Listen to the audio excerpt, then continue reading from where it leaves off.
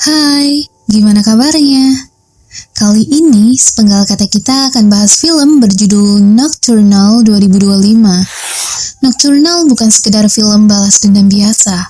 Film ini mengeksplorasi tema maskulinitas toksik dan bagaimana trauma masa lalu serta kekerasan bisa menciptakan lingkaran setan yang sulit diputus.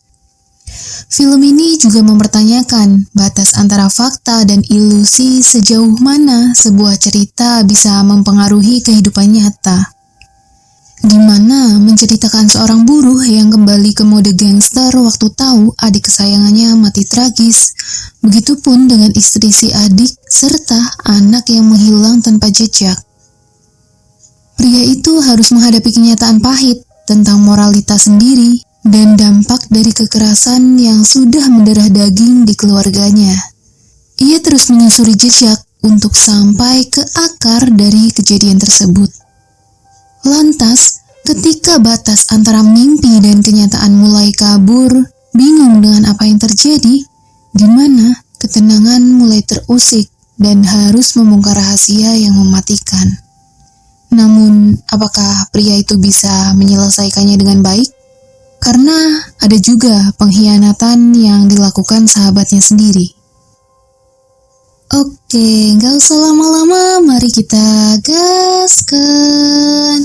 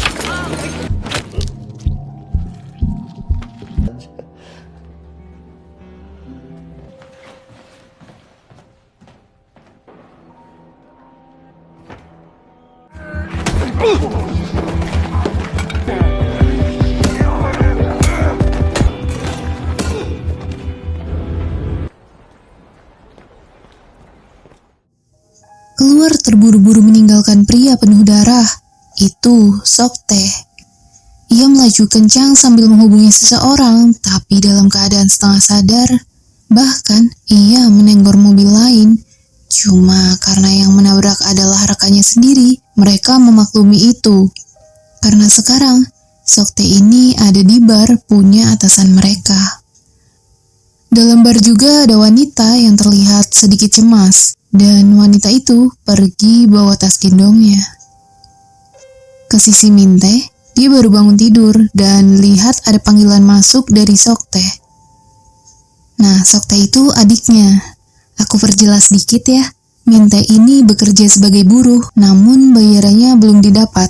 Bahkan hari itu terlihat juga demo di depan kantor. Tapi Minte ini punya caranya sendiri. Jadi dia bisa mendapatkan bayarannya detik itu juga. Oke, lanjut. Dari uang itu, Minte langsung mengirimkannya ke rekening istri Soktae. Minte juga mengonfirmasikannya dan bertanya tentang keberadaan Soktae karena Minte nggak bisa menghubunginya. Di kantor polisi dari kasus yang ada, atasan minta detektif segera menemukan pelaku. Yang mana pelaku itu menikam anak orang kaya dan dia nggak mau kasusnya tercium di publik. Karena dalam kejadian ada obat-obatan yang bisa merusak reputasi orang kaya itu. Dan sekarang, Minte mendatangi rumah Soktae. Cuma di sana nggak ada siapapun dan hanya tersisa obat bekas pakai. Detektif juga mendatangi tempat Soktae, bertepatan dengan Minte yang sudah pergi. Bahkan, ibu pemilik kontrakan nggak tahu keberadaan Soktae dan istrinya. Dari sana para detektif jadi tahu kalau Soktae seorang pemakai dan istrinya sering menjadi korban dari kekerasan. Cuma sekarang, semua orang menghilang, baik Soktae, istrinya, dan si anak. Min Tae datang ke markas Chang Min, langsung to the point tanya keberadaan si adik.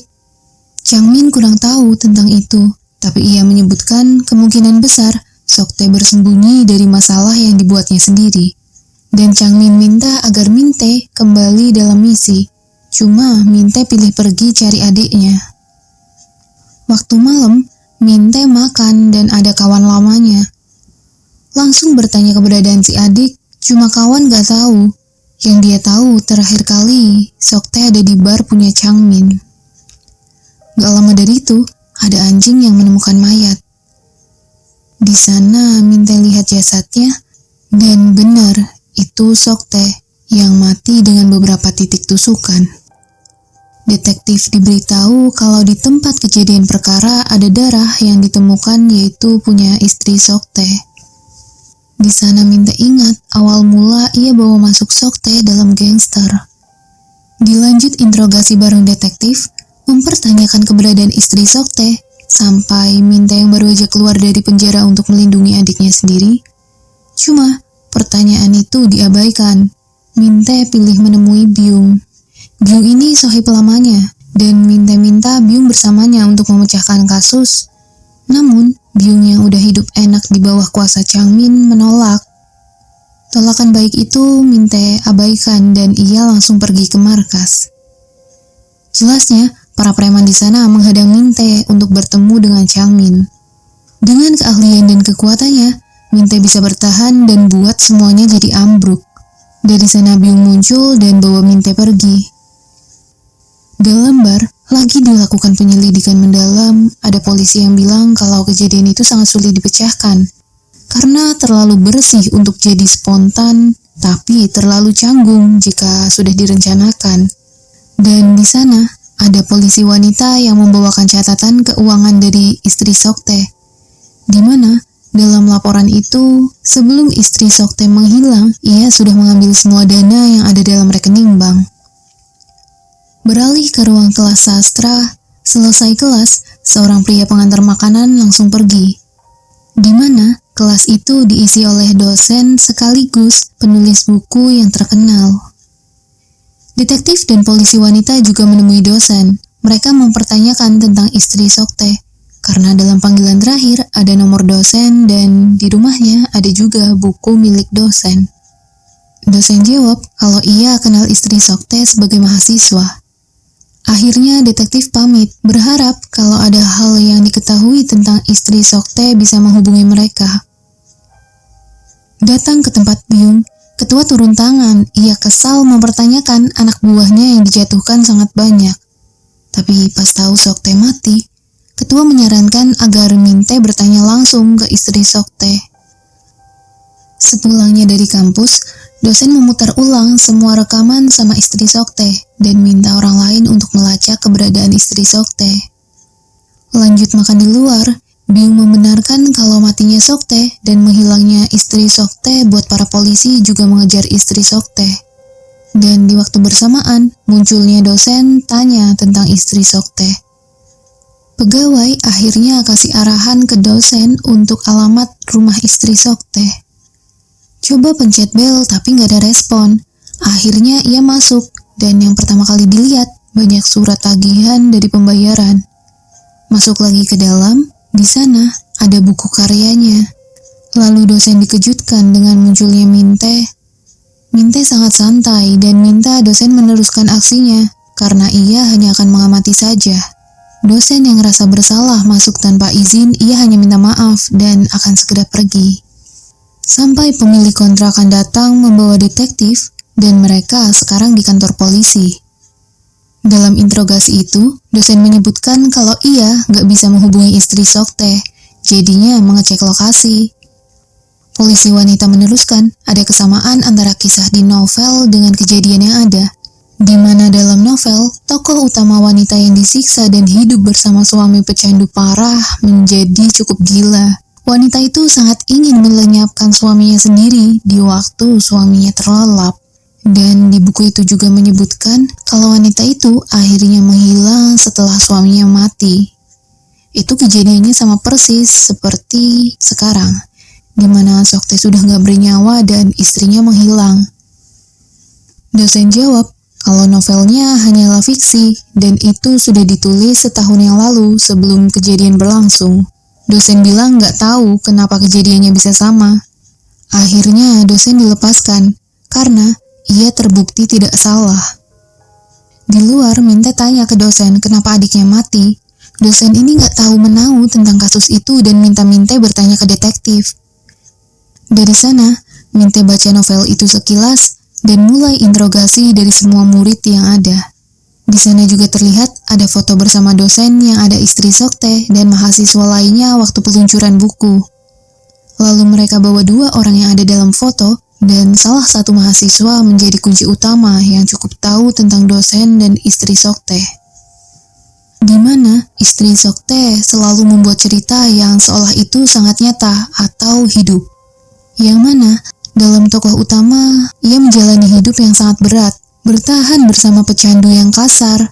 Bahkan, ada satu bab di mana tokoh utama berusaha kabur bertepatan sama kakak iparnya yang datang. Cuma, kali itu tokoh wanita gagal kabur sebab kakak ipar mengabaikannya dan membiarkan mereka untuk bertengkar. Tahu apa? Ternyata itu kisah nyata istri Sokte yang terlintas dalam ingatan Minte. Di mana waktu ia datang dulu, mereka memang lagi bertengkar. Alhasil, Minte hanya meninggalkan sebuah semangka dan juga uang. Malam itu juga, Minte mengarah ke sebuah tempat. Begitupun dengan dosen yang punya tujuan yang sama dari informasi alamat IP yang berhasil terlacak. Cuma, di tengah jalan editor bukunya ngabarin kalau novel mereka dalam bahaya karena dalam artikel menyebutkan dosen tersangka utama dari kejadian matinya seseorang dan hilangnya manusia yang lagi jadi buronan para polisi. Bahkan ada audio rekaman dari istri Sokte dan dosen yang tersebar. Di sana dosen kesal karena karirnya turut terbawa dari permasalahan yang terjadi. Sesampainya, dosen ternyata datang ke rumah seorang pria pengantar makanan yang pernah ada dalam kuliahnya. Pria pengantar itu adalah adik dari istri Sokte, atau gampangnya adik ipar Minte. Mau tahu keberadaan istri Sokte, tapi adik ini mempertanyakan balik tentang kelakuan Sokte dan bersyukur kalau kakaknya menghilang. Dengan begitu, si kakak nggak akan mendapatkan kekerasan fisik serta mental. Jawaban yang didapat nggak sesuai harapan. Akhirnya, Minte pergi dan menemui pegawai yang merupakan teman dari istri Sokte. Dengan menyandra ibu dari temannya itu, akhirnya teman kasih tahu posisi anak Sokte berada. Masuk ke sebuah restoran di dalam gang, pemilik itu seolah menutupi tentang istri Sokte. Akhirnya ia coba lihat sekitar, dan pas keluar sadar istri Sokte dan anaknya ada di sana waktu Minte datang. Mencarinya di keramaian memang sempat terlihat, tapi pencariannya itu gagal. Minte kehilangan jejak dan ia mengancam pemilik toko dengan menggunakan gas besar yang bisa saja meledakkan toko itu dalam sekejap. Di mana sekarang istri Sokte sama anaknya lagi naik bis.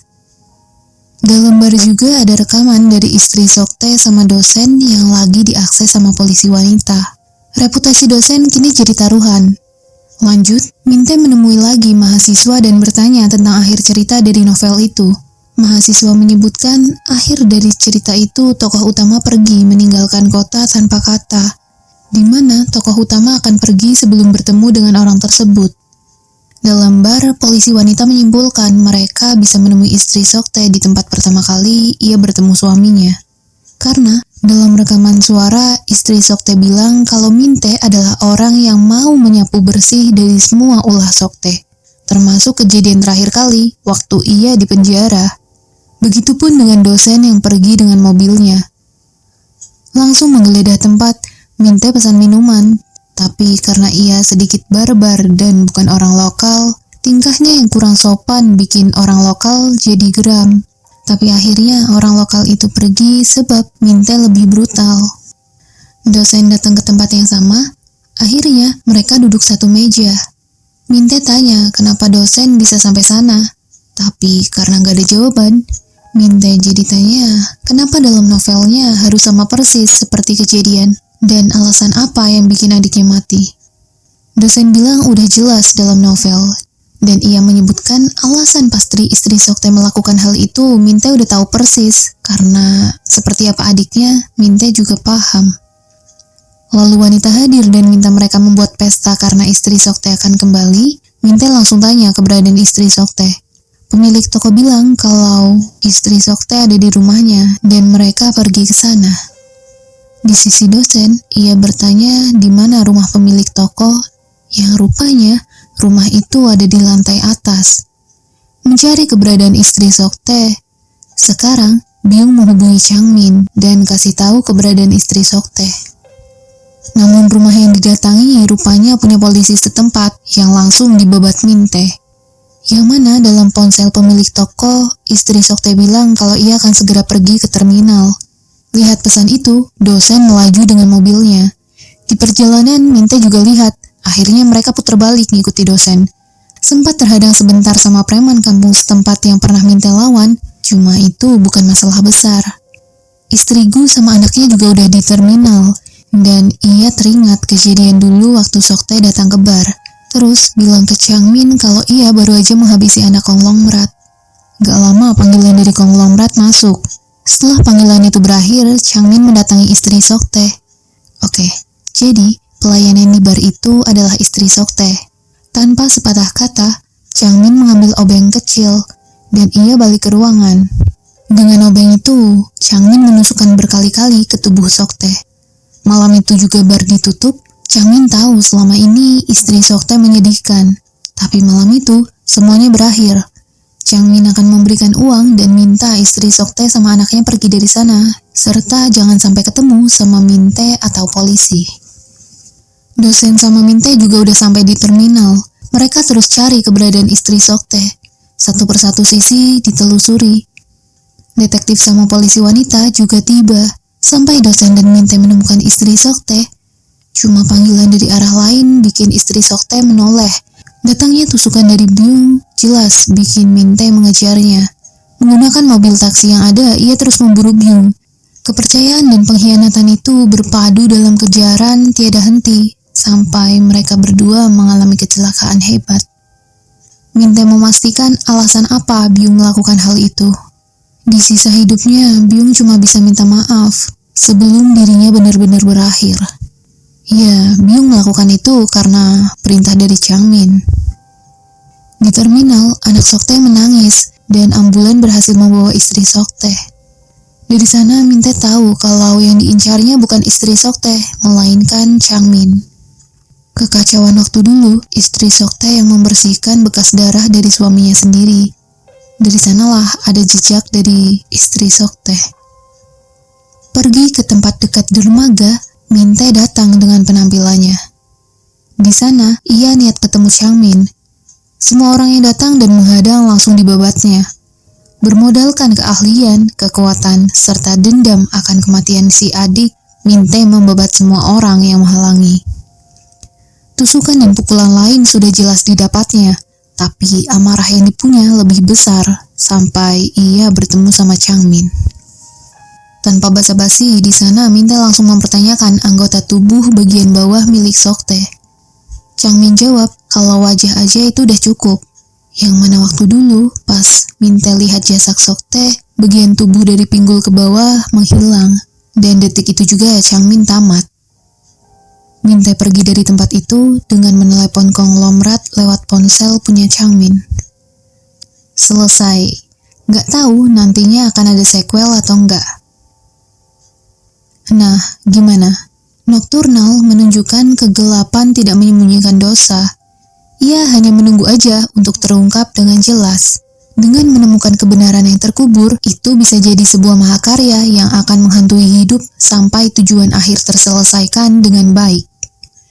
Anyway, gimana film ini menurut kalian? Jangan lupa nonton full filmnya ya, pasti lebih seru.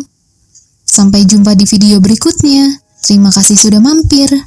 Bye-bye. Salam sepenggal kata kita. Bye.